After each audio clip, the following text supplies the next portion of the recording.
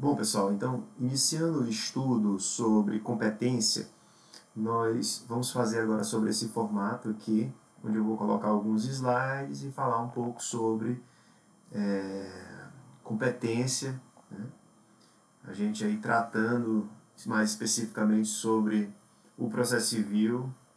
E vocês vão observar que quando nós falamos de jurisdição como poder-dever do Estado e atividade de aplicar o direito aos casos concretos que são postos sob sua apreciação, a gente observa que a jurisdição como poder-dever, né, ele precisa ser limitado para fins, inclusive, de organização. Então, todos os órgãos do Poder Judiciário possuem jurisdição, mas a competência, ela limita a jurisdição de modo que ela atribui aos órgãos do Poder Judiciário as atribuições que cada um deve ter. Então, a competência seria, no caso, a medida ou a quantidade de jurisdição atribuída aos seus órgãos do judiciário em exercício. Então, o STF tem sua competência, o STJ tem sua competência, né? Tem jurisdição ambos, mas cada um tem suas competências definidas, obviamente, pela Constituição Federal. E no CPC, vocês vão observar que, observando as normas da Constituição Federal, tanto o Código de Processo Civil como outras leis poderão estabelecer outras competências de natureza interna, certo? Para fins de definição de competências de natureza absoluta, de natureza relativa, que seriam essas no caso, ou pelo critério da matéria, ou da pessoa, ou do território, ou pelo valor da causa, ou por critérios funcionais. Isso a gente vai ver posteriormente. Nesse primeiro momento, nós temos que entender como é que está a disposição dessa parte do CPC, né, do estudo do Código de Processo Civil e da teoria geral, para a gente poder entender competência. Então, quando vocês observarem o Código de Processo Civil, né, vocês vão observar que ele tem uma subdivisão que está aí no livro 2, que fala sobre a função jurisdicional. E vocês vão observar que logo no título 1 ele fala sobre jurisdição e ação, jurisdição como poder dever do Estado e a atividade, né, de exercer esse poder, a ação como nosso direito público subjetivo de pedir ao Estado, de provocar o Estado diante da sua característica de inércia, né, para nos dar a tutela jurisdicional. Alguns, onde aqui nós já vimos, por exemplo, quando falamos sobre a ação, os elementos da ação, elementos identificadores da ação, né, e as condições da ação. Para depois vir no título 2, tratar dos limites da jurisdição nacional. Né? No capítulo 1, logo de cara, tratar dos limites da jurisdição nacional. Para posteriormente, pulando essa parte da cooperação internacional, que cabe ao processo civil falar mais especificamente, tratar posteriormente no título 3 da competência interna. Aí fala da competência. Né? Então, o Código de Processo Civil, ele faz essa subdivisão bem clara em duas partes, né? Da jurisdição nacional e da competência interna. Então, vocês devem observar bem isso, tá certo? Hoje, nesta aula, nós iremos falar um pouco sobre a jurisdição nacional, para na próxima aula a gente falar sobre a competência interna, tá certo? Então, gente, vocês podem observar que o novo Código de Processo Civil de 2016, né, tratou dessa forma, onde a jurisdição nacional, que seria aquela jurisdição onde você tem que se fazer uma pergunta: o Brasil pode julgar certa causa, certa demanda? Se sim, é porque é de jurisdição nacional, ou seja, é possível que o Brasil julgue uma certa causa. Obviamente porque não teria nenhum tipo de interesse da justiça brasileira de julgar, por exemplo, uma ação em que um francês colidiu o seu carro com um italiano, né, na Alemanha. Então, essa causa em si, o Brasil não tem interesse nenhum. Então, você tem que definir bem o que é que pode ser julgado pela justiça brasileira. Então, por isso que o Código de Processo Civil, na parte civil pelo menos, tratou da jurisdição nacional nos artigos 21 a 25 para definir quais seriam, no caso, as hipóteses em que o Brasil poderá julgar certa demanda, certo? Nessa perspectiva, ele dividiu ainda, dentro da jurisdição nacional, uma jurisdição concorrente com a jurisdição internacional, uma jurisdição internacional de um outro país, e uma jurisdição exclusiva, onde somente o Brasil pode julgar certas causas. Então, a gente tem que observar isso para entender bem, né, como é que funciona a nossa justiça brasileira. E dentro dessa realidade de jurisdição nacional, o Código de Processo Civil estabeleceu critérios, né, para fim de definição dessa jurisdição. Os critérios seriam de efetividade, ou seja, se é possível o Brasil executar, né, aquele comando de uma sentença proferida por ele mesmo. Se for possível, então, atrai a competência da jurisdição nacional. Se o Brasil tem interesse em solucionar aquela causa, né, e a submissão daquela causa à jurisdição brasileira. Então, os critérios foram esses adotados. E dentro dos limites da jurisdição nacional, que na verdade seria um verdadeiro conflito de jurisdições, né, internacionais, e envolve inclusive questões de soberania, o Brasil, como já falei, ele dividiu a nossa jurisdição nacional com competências concorrentes e com competência exclusiva. O artigo 21 e 22 do CPC, se vocês puderem acompanhar, vocês vão observar quais seriam as hipóteses em que o Brasil possui competência concorrente para julgar uma causa que também poderia ser processada e julgada em outro país. Tá, ok? E já no artigo 23, vocês vão ver que existe uma competência exclusiva, né?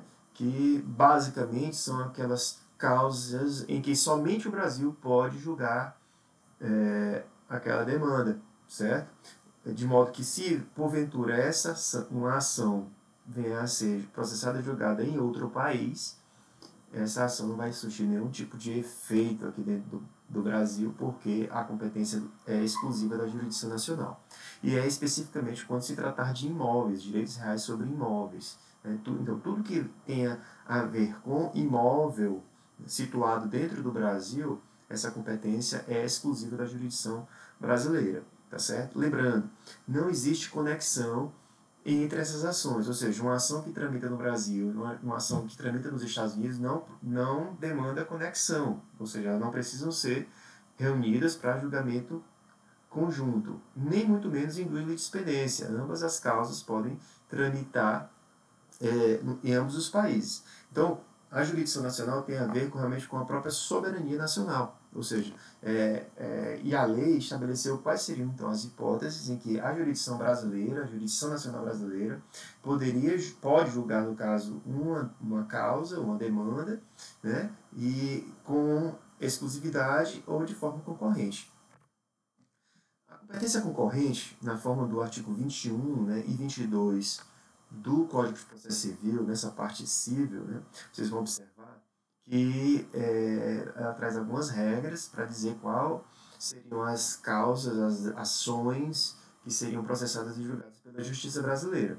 Então, a primeira delas qual seria? Quando o réu, qualquer que seja a sua nacionalidade, estiver domiciliado no Brasil. Suponhamos que um italiano que reside em São Paulo, né,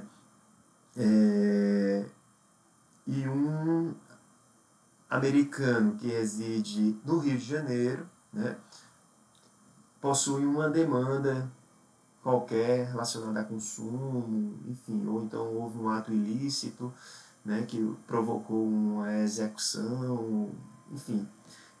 Se o réu, no caso, for o americano que mora no Rio, né, mesmo ele sendo americano, essa ação, por ele ter residência no Brasil, né, ele será processado no Brasil. Isso não impede, por outro lado, que essa ação também possa ser processada no estrangeiro, mas isso não cabe a nós discutir aqui como se dá a legislação internacional, por exemplo, no caso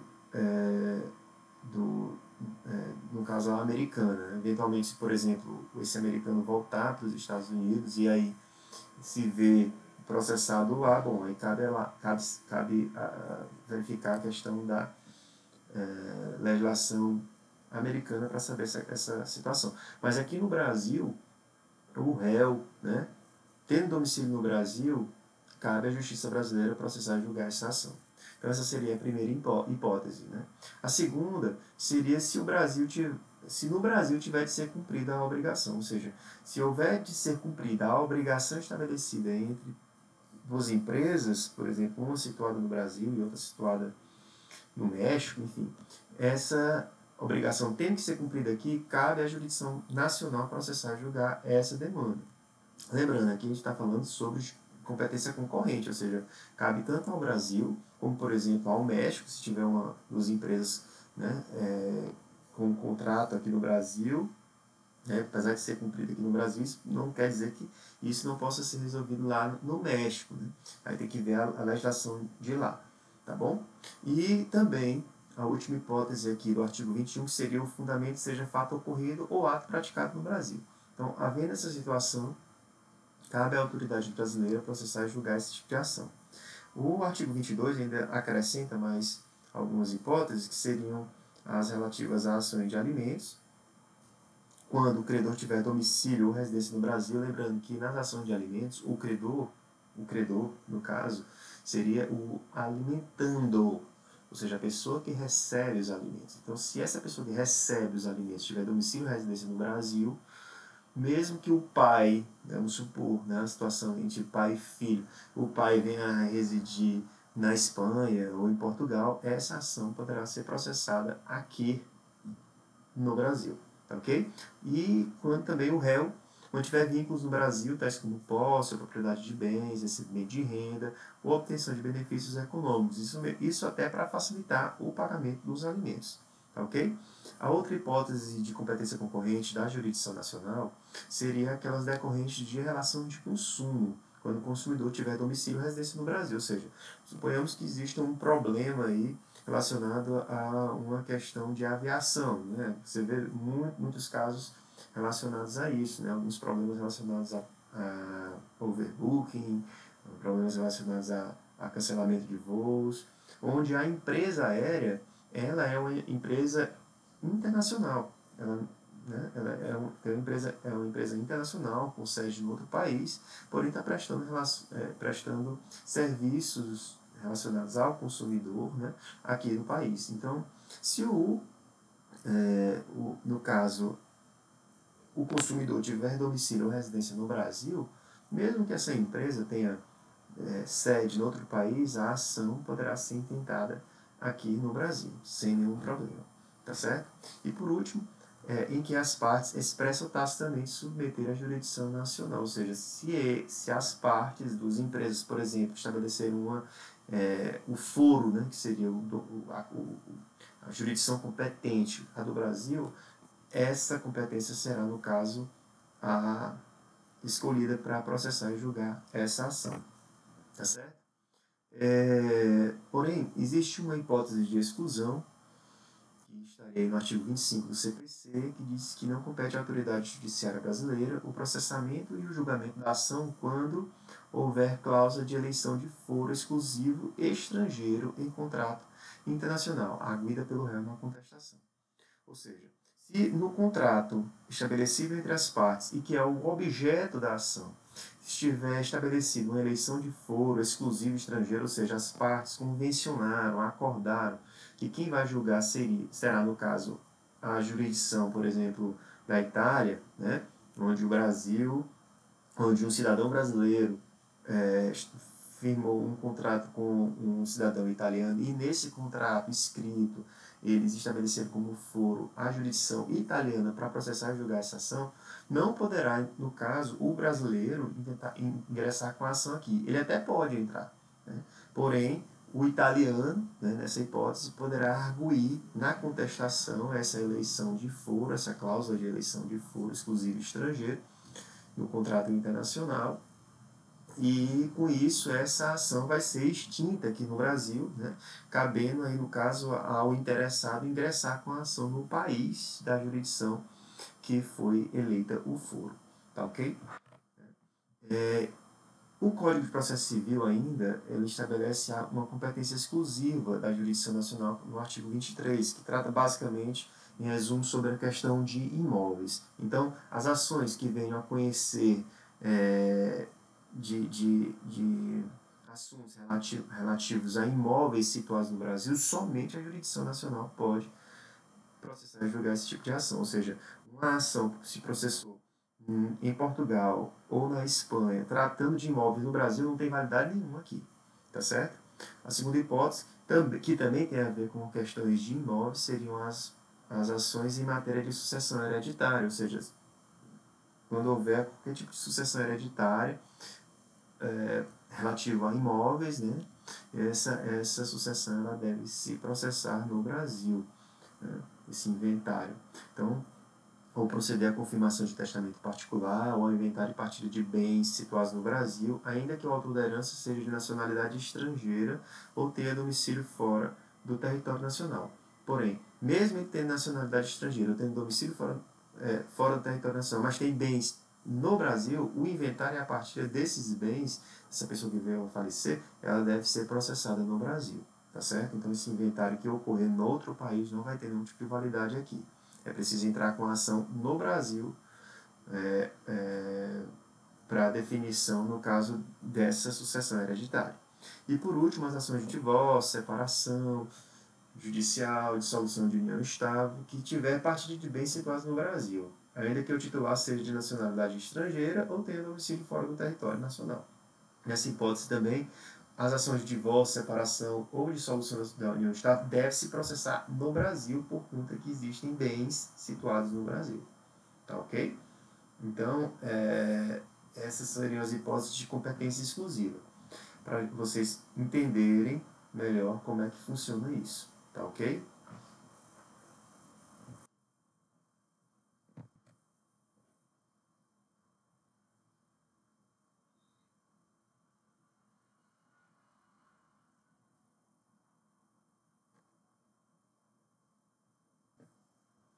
Então, gente, aqui a gente tem que entender nesse primeiro momento sobre competência, né, como medida ou quantidade de jurisdição atribuída aos seus órgãos, no caso dos órgãos do Poder Judiciário, essa distribuição aí de como a lei fez para resolver essas regras, né, estabelecer essas regras de competência. Primeiro, dividindo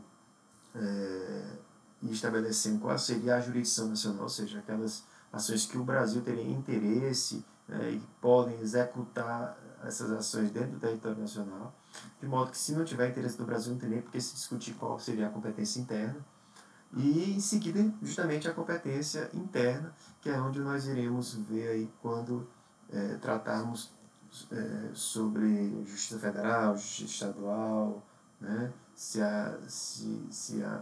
Como seria definida a questão da competência, quando a prevenção do juízo, conexão, continência. Então, esses seriam os primeiros tópicos que a gente ia ver no caso aí sobre competência interna. Tá ok?